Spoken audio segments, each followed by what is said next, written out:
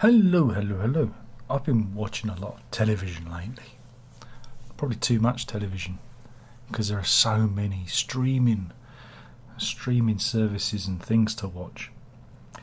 The following thing, which no one will watch here with me talking, we'll talk about plot points of series such as Stranger Things, Season 4, The Boys Season 3, and Westworld Season 4.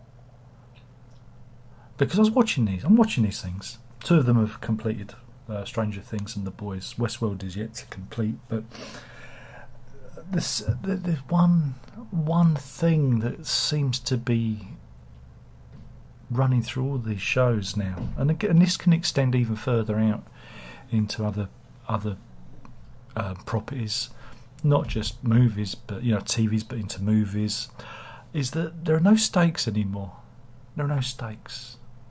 Characters never die.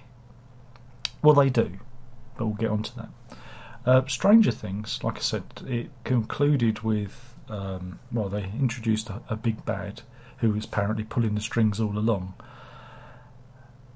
Again, my main problem with Stranger Things 4 is it was actually two series glued together, and the editing was absolutely appalling. And at one point we sat and counted maybe 5, possibly 6 plot lines running in synchronicity, and it was really bad, really bad. Again, I think one of the problems is structure with Stranger Things. I think because there are so many characters and they're so beloved, and they've got to include everybody in the adventure, because it's a bit like Scooby-Doo, isn't it? They couldn't leave anyone behind, and of course what they did is they added characters too. And as soon as they add characters, I say, oh, new character's going to get it, because they can't dispense of any of the old established characters. There are no stakes. There are no stakes in it. Yeah, it might be the end of the world for Hawking, and there may be a supernatural gate to God knows where opened, but there are no stakes.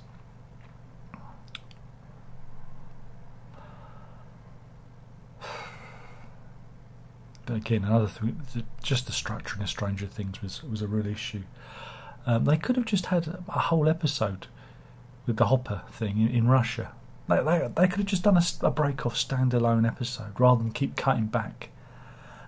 Some of these things could have been self-contained standalone breakaway episodes rather than trying to splice it together to make some sort of narrative sense. But it became a hodgepodge of plot lines.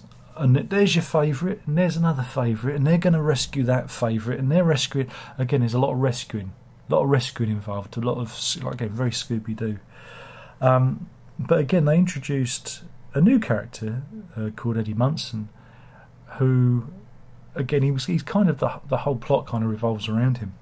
And again, I said, well, he's going to get it, and he did. He got it, and it's like but he got it in a completely pointless way, utterly pointless. But that's the emotional bong. And then Max, who should have got it, they revived. But she's kind of in a coma, but they should have just killed her. But, who knows? But again, the stakes are quite low. Then we get on to The Boys, which has a similar issue with characters. And when we get to the end of that, and again, the whole point of The Boys is they want to kill Homelander, who's like a sort of rogue Superman type character. If you've not watched that show, it's a subversion of the superhero tropes, and so these superheroes are pretty, shallow and self-indulgent, wicked. They're not necessarily good people. Not all of them, some of them. Homelander is the big bad in this. But if you want to read that kind of thing, go and look up Marvel Man / Miracle Man by Alan Moore from about 1982 in Warrior comic, because he subverts superheroes there before Watchmen and things like that. So this isn't a new idea. But The Boys is based on a comic strip, and they don't know what to do with it. It's season 3, and the idea of this one is they're going to kill the villain, Homelander, who's like a Superman character, and they've got their Captain America character who they reckon can kill him. And it ends with, well, a big showdown, and two leading characters, Queen Maeve and Soldier Boy, appear to die in the finale, only to be brought back, I think, after the credits. And you just go, well, what was the point of that? That was pointless. They just weren't brave enough to let those characters stay dead. And I think if those characters had stayed dead, that plotline would have been, resolved, and I think it would have been satisfying. But you've always got to drag them back, and that kind of spoilt the whole show for me, because they introduce a new character who ends up, there's two characters who are killed. One of them is this kind of racist superhero who gets killed by A-Train. But the kicker, and you think A-Train's going to die, but the kicker is he gets his heart, and he's a racist. His heart's inside a black character. You go, oh, yeah.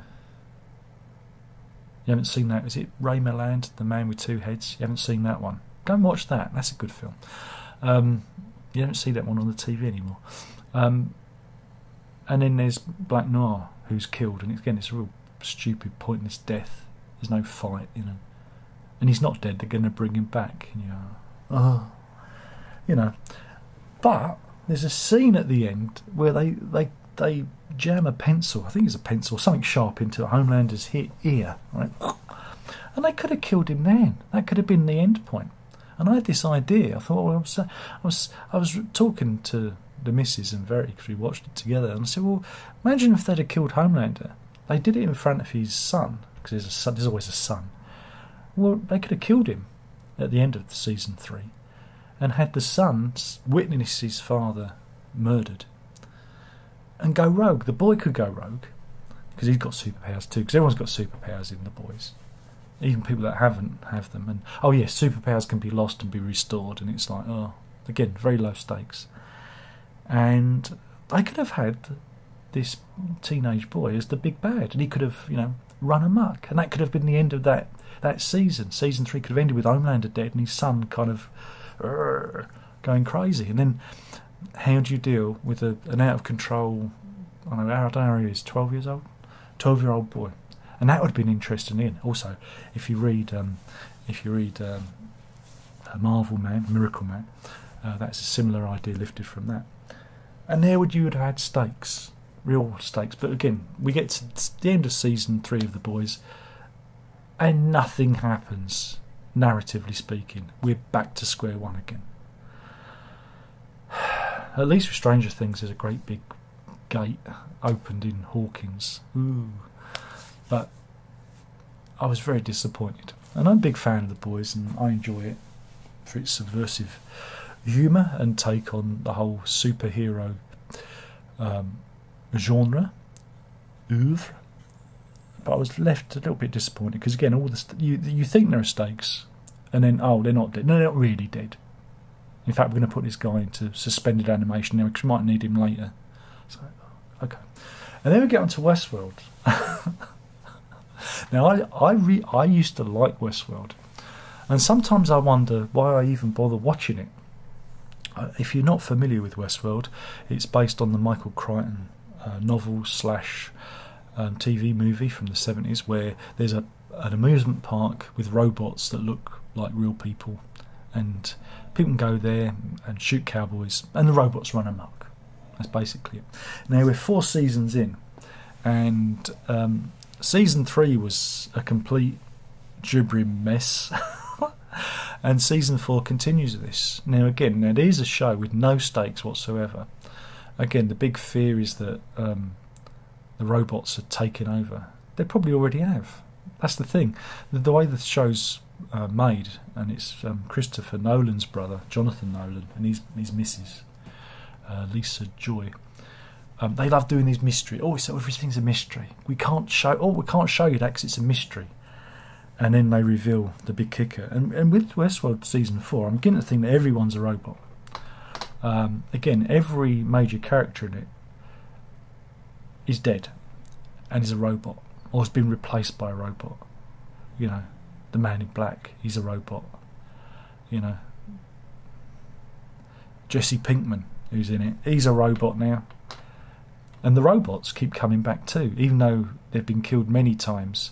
And you sit there and you go, what am I watching? Why am I watching this? Because all stakes have been... It's just... Anyone could come back because they could be turned into a robot. You know? It's like...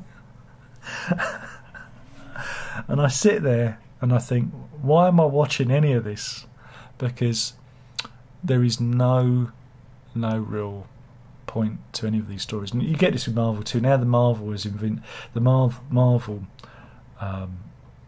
universe, MCU, has evoked the multiverse, and now anyone can come back. No one really dies. Nothing's really lost. There are no stakes. And yeah, and that's where we're at. And it's funny, and I think again, you know, with stories in the past, you know, characters die and you don't see them again. You know, death is all around us. Death is a part of life, and I think this goes to this. People now live in a permanent state of juvenilia, you know, of being permanently infantilized, and I think we're kind of denying, you know, these storytellers are kind of denying the reality of our existence. I'm not saying everyone should die, but when you're dealing with, again, these are the shows. These shows, the character's death used to have value. Again, when they die the first time round, you go, oh my god, I wasn't expecting that, because there's usually a shocking twist.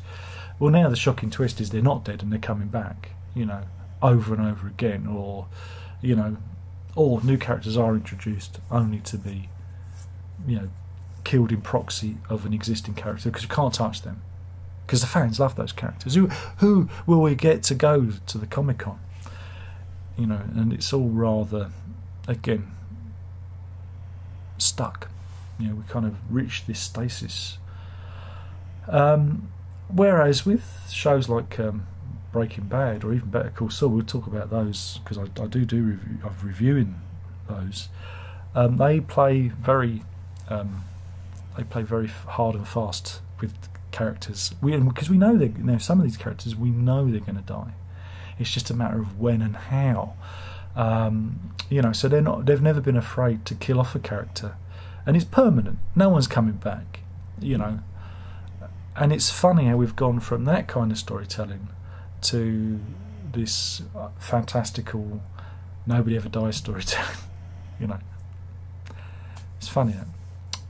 But yeah, it was just something I was thinking about, and our stories are completely unsatisfying now because there is no stakes. There are no stakes involved. The world's going to end, or is it? Or will there be some magic Deus Ex Machina thing that will turn back time and take everything back to the point before everything went shit? That's another thing that happens all the time. All the time. Sorry about this. No one's going to watch it. I don't know why.